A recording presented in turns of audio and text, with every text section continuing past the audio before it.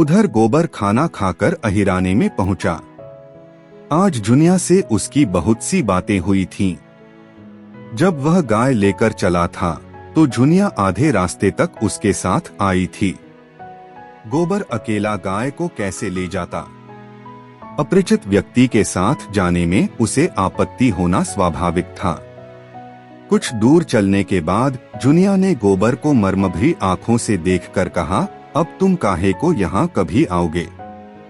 एक दिन पहले तक गोबर कुमार था। गांव में जितनी युवतियां थीं, वह या तो उसकी बहनें थीं या भाभियां।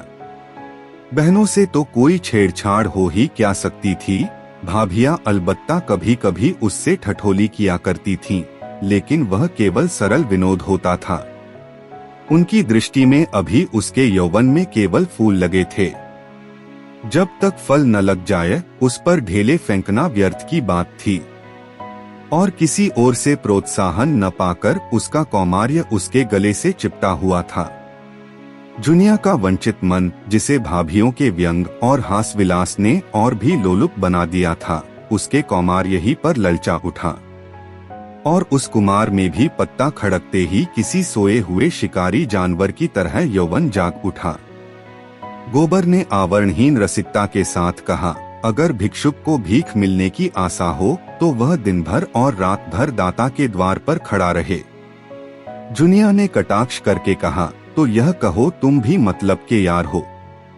गोबर की धमनियों का रक्त प्रबल हो उठा। बोला, भूखा आदमी अगर हाथ फैलाए तो उसे क्षमा कर देना चाहिए। जुनिया और गहरे पानी में उतरी। भिक्षुक जब तक 10 द्वारे न जाए उसका पेट कैसे भरेगा? मैं ऐसे भिक्षुकों को मुंह नहीं लगाती। ऐसे तो गलीगली मिलते हैं। फिर भिक्षुक देता क्या है? असीस। असीसों से तो किसी का पेट नहीं भरता। मंदबुद्धि गोबर जुनिया का आशय न समझ सका।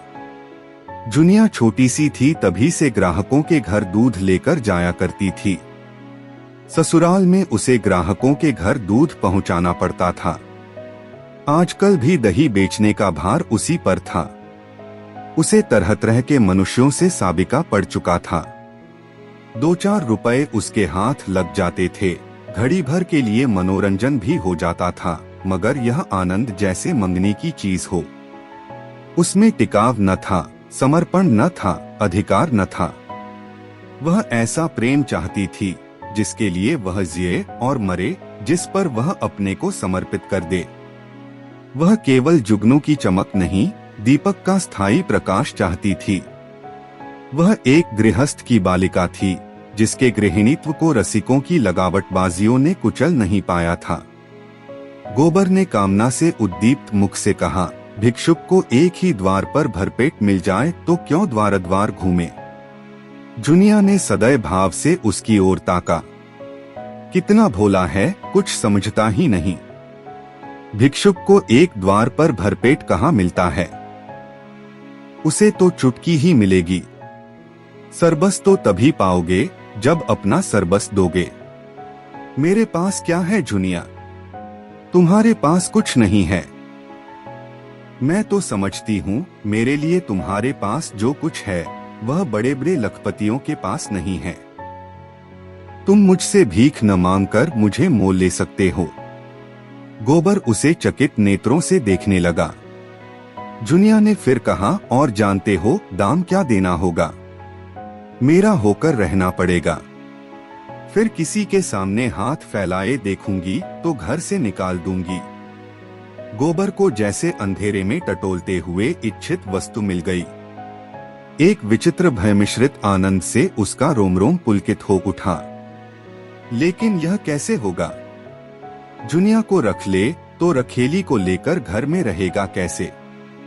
बिरादरी का झंझट जो है, सारा गांव कावकाव करने लगेगा। सभी दुश्मन हो जाएंगे। अम्मा तो इसे घर में घुसने भी न देगी। लेकिन जब स्त्री होकर यह नहीं डरती तो पुरुष होकर वह क्यों डरे? बहुत होगा, लोग उसे अलग कर देंगे। वह अलग ही रहेगा। जुनिया जैसी औरत गांव में दूसरी कौन है? कितनी समझदारी की बातें करती है। क्या जानती नहीं कि मैं उसके जोग नहीं हूँ? फिर भी मुझसे प्रेम करती है, मेरी होने को राजी है। गांव वाले निकाल देंगे तो क्या संसार में दूसरा गांव ही नहीं है? और गांव क्यों छोड़े? मातादीन ने चमारिन बैठा ली तो किसी ने क्या कर लिया? दातादीन दांत कटकटाकर रह गए। मातादीन ने इतना जरूर किया कि अपना धर्म बचा लिया। अब भी बिना स्नान पूजा किए मुंह में पानी नहीं डालते। दोनों जून अपना भोजन आप पकाते हैं और अब तो अलग भोजन नहीं पकाते। दातादीन और वह साथ बैठकर खाते हैं। झिंगुरी सिंह ने बामहनी रख ली, उनका किसी ने क्या कर लिया? उनका जितना आदर मान तब था उतना ही आज भी है, बल्कि और बढ़ गया। पहले नौकरी खोजते फिरते थे, अब उसके रुपए से महाजन बन बैठे। ठकुराई का रोग तो था ही, महाजनी का रोग भी जम गया। मगर फिर ख्याल आया, कहीं झुनिया दिल लगी न कर रही हो। पहले इसकी ओर से निश्चिंत हो जाना आवश्यक था। उसने पूछा, मन से कहती हो झूना की खाली लालच दे रही हो? मैं तो तुम्हारा हो चुका, लेकिन तुम भी हो जाओगी। तुम मेरे हो चुके कैसे जानूं? तुम जान भी चाहो तो दे दूं। जान देने का अर्थ भी समझते हो? तुम समझा दो न। जान देने का अर्थ है साथ रहकर निबाह करना। एक बार हाथ पकड़कर उम्र भर निबाह करते रहना, चाहे दुनिया कुछ कहे, चाहे माँ बाप, भाई बंद, घर द्वार सब कुछ छोड़ना पड़े। मुंह से जान देने वाले बहुतों को देख चुकी। भौरों की भांति फूल का रस लेकर उड़ जाते हैं। तुम भी वैसे ही न उड़ जाओगे। बर के एक हाथ में गाय की पघिया थी, दूसरे हाथ से उसने झुनिया का हाथ पकड़ लिया, जैसे बिजली के तार पर हाथ गया हो।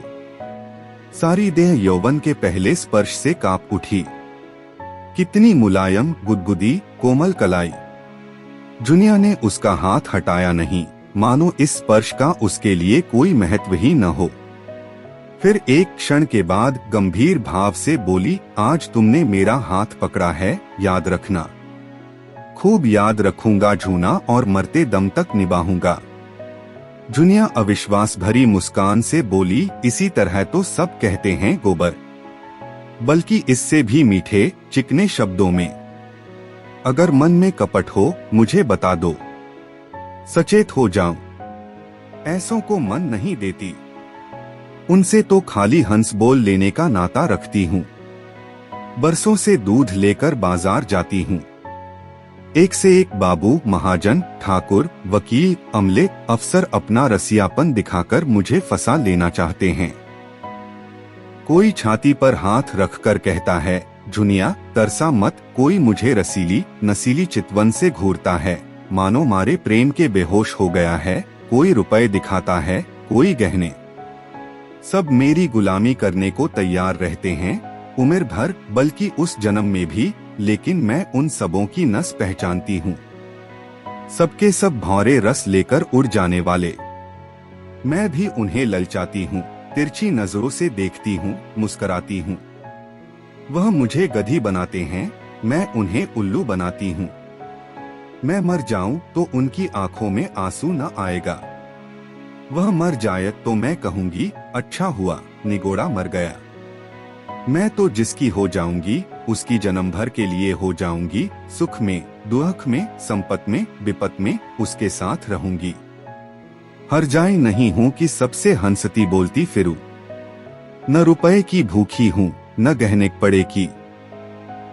बस भले आदमी का संग चाहती हूँ, जो मुझे अपना समझे और जिसे मैं भी अपना समझूं। एक पंडित जी बहुत तिलक मुद्रा लगाते हैं, आध सेर दूध लेते हैं। एक दिन उनकी घरवाली कहीं नेवते में गई थी, मुझे क्या मालूम, और दिनों की तरह दूध लिए भीतर चली गई। वहां पुकारती हूँ, बहूजी बहूजी, कोई बोलता ही नहीं। इतने में देखती हूँ तो पंडित जी बाहर के किवाड़ बंद किए चले आ रहे हैं। मैं समझ गई इसकी नीयत खराब है। मैंने डांट कर पूछा, तुमने किवाड़ क्यों बंद कर लिए? क्या बहूजी कहीं गई हैं? घर में सन्नाटा क्यों है? उसने कहा, वह एक नेवते में गई हैं, और मेरी ओर 2 पग और बढ़ाया। मैंने कहा, तुम्हें दूध लेना हो तो लो, नहीं मैं जाती हूँ। बोला, आज तो तुम यहाँ से न जाने पाओगी झूनी रानी, रोज रोज कलेजे पर छुरी चलाकर भाग जाती हो, आज मेरे हाथ से न बचोगी। तुमसे सच कहती हूँ, गोबर मेरे रोए खड़े हो गए। गोबर आवेश में बोला, मैं बच्चा को देख पाऊं तो खोदकर जमीन में गाड़ दूं, खून चूस लूं। तुम मुझे दिखा तो देना। सुनो तो, ऐसों का मुंह तोड़ने के लिए मैं ही काफी हूँ। मेरी छाती धक धक करने लगी। यह कुछ बदमाशी कर बैठे तो क्या करूंगी? कोई चिल्लाना भी तो न सुनेगा, लेकिन मन में यह निश्चय न कर लिया था कि मेरी देह छुई तो दूध की भरी हाड़ी उसके मुंह पर पटक दूंगी। बला से 4-5 सेर दूध जाएगा, बचा को याद तो हो जाएगी। कलेजा मजबूत करके बोली, इस फेर में न रहना पंडित जी, मैं अहीर की लड़की हूँ, मूंछ का एक एक बाल चुनवा लूंगी। यही लिखा है तुम्हारे पोथी पत्रे में कि दूसरों की बहू बेटी को अपने घर में बंद करके बेइज्जत करो, इसीलिए तिलक मुद्रा का जाल बिछाए बैठे हो। लगा हाथ जोड़ने, पैरों पड़ने, एक प्रेमी का मन रख दोगी तो तुम्हारा क्या बिगड़ जाएगा झूना रानी। कभी कभी गरीबों पर दया किया करो, नहीं भगवान पूछेंगे, मैंने तुम्हें इतना रूप धन दिया था, तुमने उससे एक ब्राह्मण का उपकार भी नहीं किया, तो क्या जवाब दोगी? बोले, मैं विप्र हूँ, रुपए पैसे का दान तो रोज ही पाता हूँ, आज रूप का दान दे दो। मैंने यूं ही उसका मन परखने को कह दिया, मैं 50 रुपए लूंगी। सच कहती हूँ गोबर तुरंत कोठरी में गया और 10-10 के 5 नोट निकालकर मेरे हाथों में देने लगा, और जब मैंने नोट जमीन पर गिरा दिए और द्वार की ओर चली तो उसने मेरा हाथ पकड़ लिया। मैं तो पहले ही से तैयार थी। हाड़ी उसके मुंह पर दे मारी, सिर से पांव तक सराबोर हो गया, चोट भी खूब लगी। सिर पकड़कर बैठ गया और लगा हाँ हाय करने।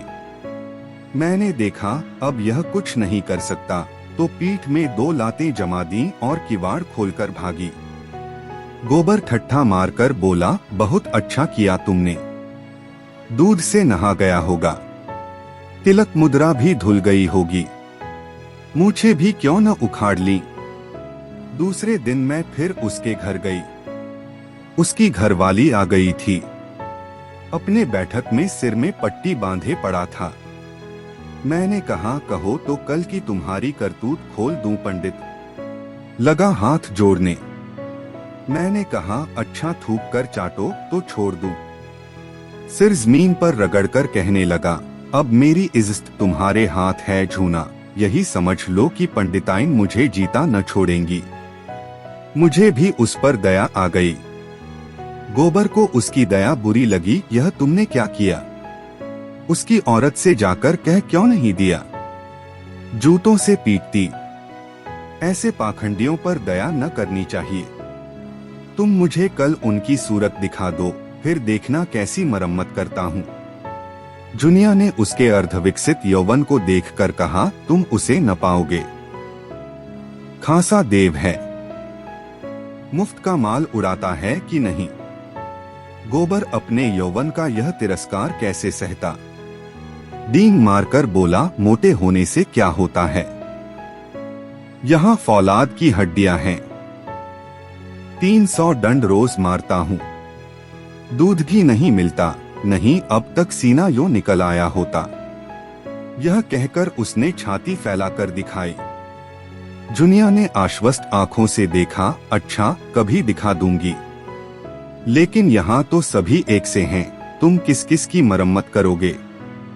न जाने मर्दों की क्या आदत है कि जहाँ कोई जवान सुंदर औरत देखी और बस लगे घूरने, छाती पीटने। और यह जो बड़े आदमी कहलाते हैं, ये तो निरे लंपट होते हैं। फिर मैं तो कोई सुंदरी नहीं हूँ। गोबर ने आपत्ति की, तुम तुम्हें देखकर तो यही जी चाहता है कि कलेजे में बिठा लें। जुनिया ने उसकी पीठ में हल्का सा घूंसा जमाया, लगे औरों की तरह तुम भी चापलूसी करने। मैं जैसी कुछ हूँ वह मैं जानती हूँ, मगर इन लोगों को तो जवान मिल जाए, घड़ी भर मन बहलाने को और क्या चाहिए। गुण तो आदमी उसमें देखता है जिसके साथ जन्म भर निबाह करना हो। सुनती भी हूँ और देखती भी हूँ, आजकल बड़े घरों की विचित्र लीला है। जिस महल्ले में मेरी ससुराल है उसी में गपडू पड़ू नाम के काश्मीरी रहते थे। बड़े भारी आदमी थे। उनके यहाँ 5 सेर दूध लगता था। उनकी 3 लड़कियां थीं। कोई 20-20, 25-25 की होंगी, एक से एक सुंदर। तीनों बड़े कॉलेज में पढ़ने जाती थीं। एक शायद कॉलेज में पढ़ाती भी थी। 300 का महीना पाती थी। सितार वह सब बजावे, हारमोनिया वह सब बजावे, नाचे वह, गावे वह, लेकिन ब्याह कोई न करती थी। राम जाने वह किसी मर्द को पसंद नहीं करती थी कि मर्द उन्हीं को पसंद नहीं करता था। एक बार मैंने बड़ी बीबी से पूछा तो हंसकर बोली, हम लोग यह रोग नहीं पालते, मगर भीतर ही भीतर खूब गुलछर्रे उड़ाती थीं। जब देखूं 2-4 लौंडे उनको घेरे हुए हैं। जो सबसे बड़ी थी वह तो कोट पतलून पहनकर घोड़े पर सवार होकर मर्दों के साथ सैर करने जाती थी। सारे शहर में उनकी लीला मशहूर थी। गपडू बाबू सिर नीचा किए जैसे मुंह में कालिक्सी लगाए रहते थे। लड़कियों को डांटते थे, समझाते थे, पर सबकी सब खुल्लम खुल्ला कहती थीं, तुमको हमारे बीच में बोलने का कुछ मजाल नहीं है। हम अपने मन की रानी हैं, जो हमारी इच्छा होगी वह हम करेंगे। बेचारा बाप जवान जवान लड़कियों से क्या बोले। मारने बांधने से रहा, डांटने पटने से रहा, लेकिन भाई बड़े आदमियों की बातें कौन चलाए। वह जो कुछ करें सब ठीक है। उन्हें तो बिरादरी और पंचायत का भी डर नहीं। मेरी समझ में तो यही नहीं आता कि किसी का रोज रोज मन कैसे बदल जाता है। क्या आदमी गायत्री से भी गया बीता हो गया है। लेकिन किसी को बुरा नहीं कहती भाई। मन को जैसा बनाओ वैसा बनता है। ऐसों को भी देखती हूँ जिन्हें रोज रोज की दाल रोटी के बाद कभी कभी मुंह का स्वाद बदलने के लिए हलवा पूरी भी चाहिए।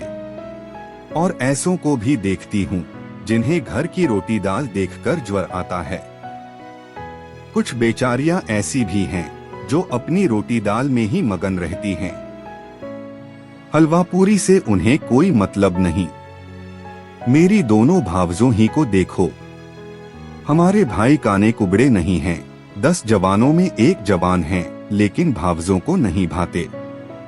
उन्हें तो वह चाहिए जो सोने की बालियां बनवाए, महीन साड़ियां लाए, रोज चाट खिलाए। बालियां और मिठाइयां मुझे भी कम अच्छी नहीं लगती, लेकिन जो कहो कि इसके लिए अपनी लाज बेचती फिरूं तो भगवान इससे बचाए। एक के साथ मोटा झोटा खा फन कर उम्र काट देना, बस अपना तो यही राग है। बहुत करके तो मर्द ही औरतों को बिगाड़ते हैं। जब मर्द इधर उधर ताक झांक करेगा तो औरत भी आंख लड़ाएगी। मर्द दूसरी औरतों के पीछे दौड़ेगा तो औरत भी जरूर मर्दों के पीछे दौड़ेगी। मर्द का हरजाईपन औरत को भी उतना ही बुरा लगता है जितना औरत का मदद को। यही समझ लो। मैंने तो अपने आदमी से साफ साफ कह दिया था, अगर तुम इधर उधर लपके तो मेरी भी जो इच्छा होगी वह करूंगी। यह चाहो कि तुम तो अपने मन की करो और औरत को मार के डर से अपने काबू में रखो तो यह न होगा। तुम खुलेखजाने करते हो, वह छिपकर करेगी। तुम उसे जलाकर सुखी नहीं रह सकते। गोबर के लिए यह एक नई दुनिया की बातें थीं। तन्मय होकर सुन रहा था। कभी कभी तो आप ही आप उसके पांव रुक जाते, फिर सचेत होकर चलने लगता। जुनिया ने पहले अपने रूप से मोहित किया था। आज उसने अपने ज्ञान और अनुभव से भरी बातों और अपने सतीत्व के बखान से मुग्ध कर लिया। ऐसी रूप गुण ज्ञान की आगरी उसे मिल जाए तो धन्य भाग। फिर वह क्यों पंचायत और बिरादरी से डरे। जुनिया ने जब देख लिया कि उसका गहरा रंग जम गया तो छाती पर हाथ रखकर जीभ दांत से काटती हुई बोली, अरे यह तो तुम्हारा गाँव आ गया। तुम भी बड़े मुर्हे हो, मुझसे कहा भी नहीं कि लौट जाओ। यह कहकर वह लौट पड़ी। गोबर ने आग्रह करके कहा, एक क्षण के लिए मेरे घर क्यों नहीं चली चलती, अम्मा भी तो देख लें। जुनिया ने लज्जा से आंखें चुराकर कहा, तुम्हारे घर यूं न जाऊंगी। मुझे तो यही अचरज होता है कि मैं इतनी दूर कैसे आ गई। अच्छा बताओ अब कब आओगे? रात को मेरे द्वार पर अच्छी संगत होगी, चले आना, मैं अपने पिछवाड़े मिलूंगी। और जो न मिली तो लौट जाना। तो फिर मैं न आऊंगा। आना पड़ेगा, नहीं कहे देती हूँ। तुम भी वचन दो कि मिलोगी। मैं वचन नहीं देती तो मैं भी नहीं आता, मेरी बला से। जुनिया अंगूठा दिखाकर चल दी। प्रथम मिलन में ही दोनों एक दूसरे पर अपना अपना अधिकार जमा चुके थे। जुनिया जानती थी वह आएगा, कैसे न आएगा। गोबर जानता था वह मिलेगी, कैसे न मिलेगी। गोबर जब अकेला गाय को हाँकता हुआ चला तो ऐसा लगता था मानो स्वर्ग से गिर पड़ा है।